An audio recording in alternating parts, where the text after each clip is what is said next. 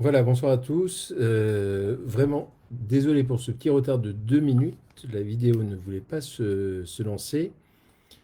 Je pense que nous sommes ensemble en ligne actuellement. Il est 21h02. Nous avions rendez-vous à 21h.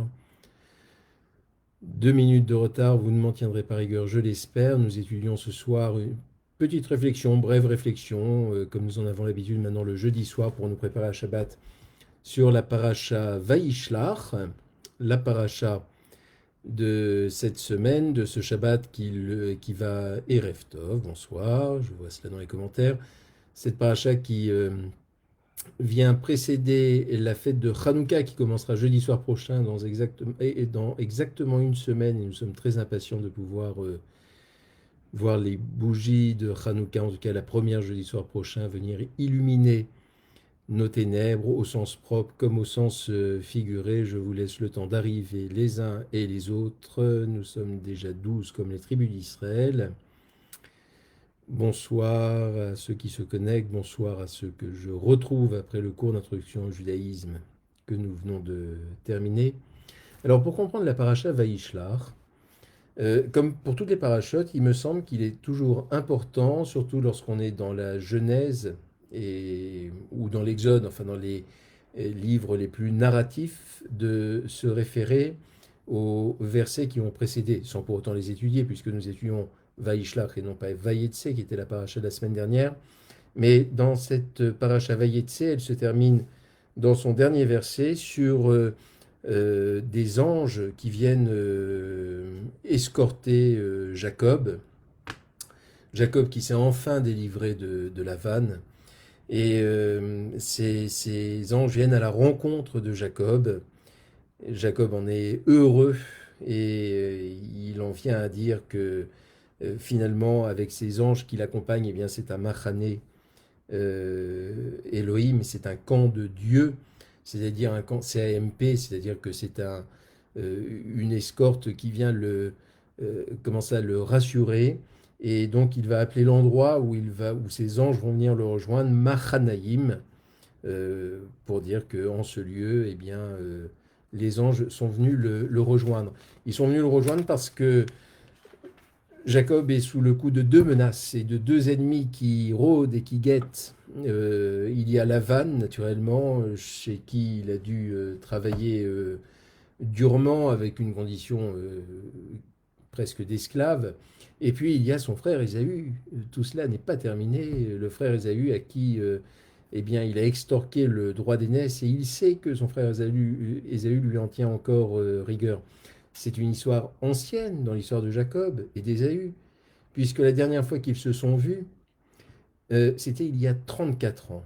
34 ans après, il le sait, que la haine que lui voue son frère Ésaü est encore une haine vivace, peut-être une haine plus forte encore que 34 ans auparavant, parce que c'est une haine qui est ressassée et qui est alimentée. Et l'on sait très bien que dans les ressentiments, bah, il y a deux solutions, soit la résilience et se dire que eh ben, il est un moment où il faut pardonner, il faut oublier, il faut tourner la page, il faut savoir passer à autre chose et pouvoir se projeter dans un avenir. Mais apparemment, ni Ésaü ni Jacob n'y parviennent. Ésaü, on va le voir dans quelques instants. Jacob, eh ben, vit toujours dans la peur de retrouver son frère, et c'est précisément ce qui va se passer à ce moment-là. Il sait qu'il va retrouver Ésaü, que la rencontre, j'allais dire la confrontation, est absolument inéluctable. Et donc, ce que Jacob va faire, c'est le début de la paracha Vaishlach, et qui est ainsi nommé Vaishlach Yaakov Melachim Lefanav Esav Achiv. Jacob a envoyé des anges, donc les anges qui étaient venus le retrouver juste auparavant, à la fin de cette paracha Vayetse, il va les envoyer devant son frère Ésaü. Et il va donner un ordre à ses anges. Il va dire aux anges, vous allez parler à Ésaü. Et en parlant à Ésaü, vous allez lui dire la chose suivante. Tout d'abord, vous allez dire, la donnit les Esav à mon maître Ésaü. Jacob va se mettre, lui, le frère, dans la situation du serviteur face à un maître, comme s'il était redevable envers Ésaü. Et il va l'appeler son maître. Est-ce pour amadouer Ésaü? En tout cas, on verra que ce n'est pas suffisant, loin de là. Mais il va dire la chose suivante, et c'est le passage que je voulais voir brièvement avec vous. Il va dire la chose suivante, Imlavan Garti. Il va dire qu'est-ce qui s'est passé finalement pendant 34 ans, ces 34 années d'absence entre ces deux frères qui ne se sont pas vus pendant plus de 3 décennies. Il va dire Imlavan Garti. J'ai, alors c'est traduit partout, là ici, j'ai fait un séjour auprès de Laban et je me suis attardé jusqu'à présent. Garti, Gar, vous savez, pour ceux qui parlent un petit peu hébreu, c'est dans les premiers mots qu'on apprend en hébreu, et faux à ta gare, où est-ce que tu habites, à Nigar, Paris, j'habite à Paris. Bon, Gar, voilà, c'est habiter, c'est séjourner.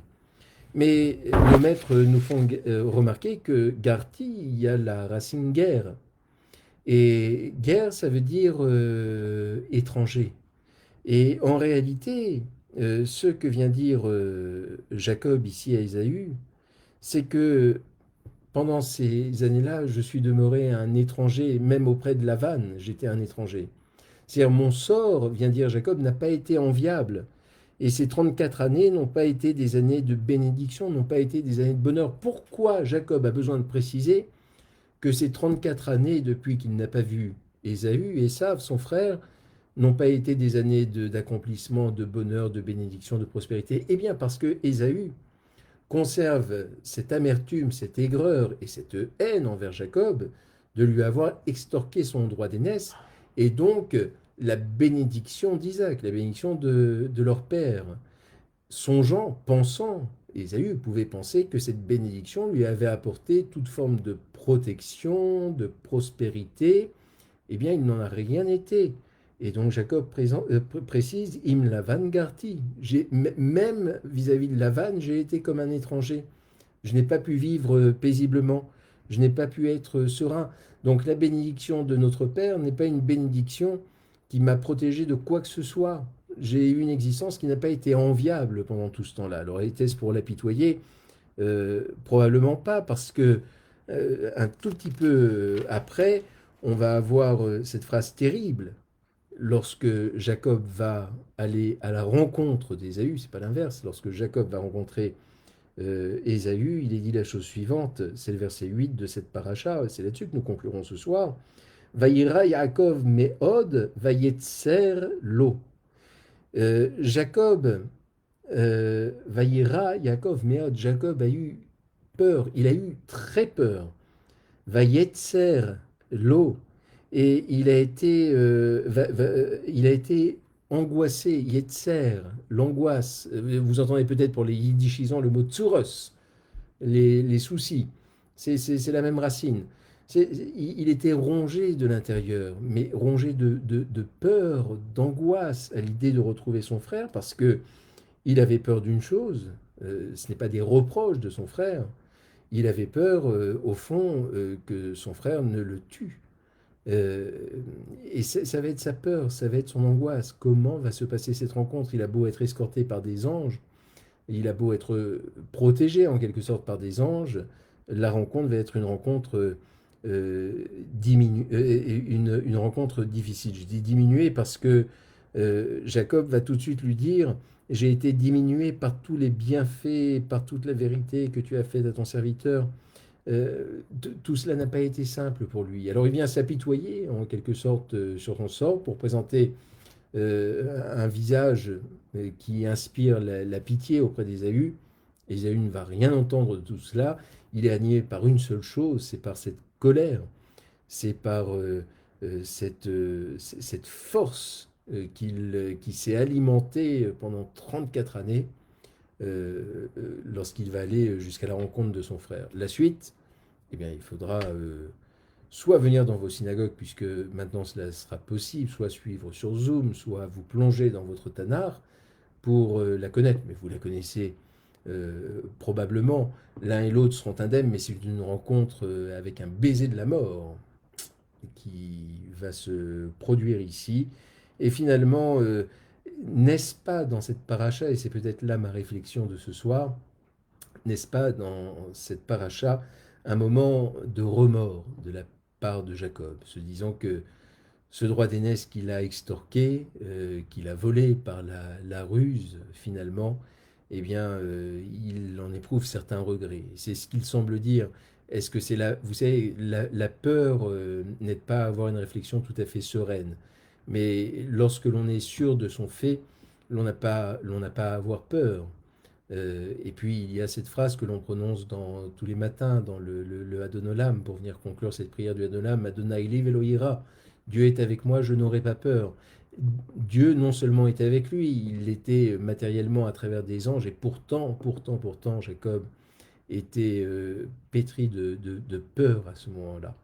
Alors c'est ça, la petite réflexion que je voulais partager avec vous sur les actions que l'on peut faire, les remords que l'on peut avoir, les angoisses que cela peut susciter des années, des décennies encore après, et qui font finalement que pour que l'on puisse trouver une certaine sérénité, un certain shalom, une certaine paix, un certain apaisement, eh bien, il nous faut pouvoir agir en anticipant ce qui pourra se passer et la suite et la conséquence surtout de nos actions. Voilà, je vous souhaite à tous Shabbat Shalom. Je vous retrouve avec grand plaisir demain soir à 17 h ici même, ce même Facebook Live pour l'office de Kabbalat Shabbat, d'accueil du Shabbat. Et donc à vous, à vos proches, eh bien portez-vous bien, faites attention à vous et Shabbat Shalom.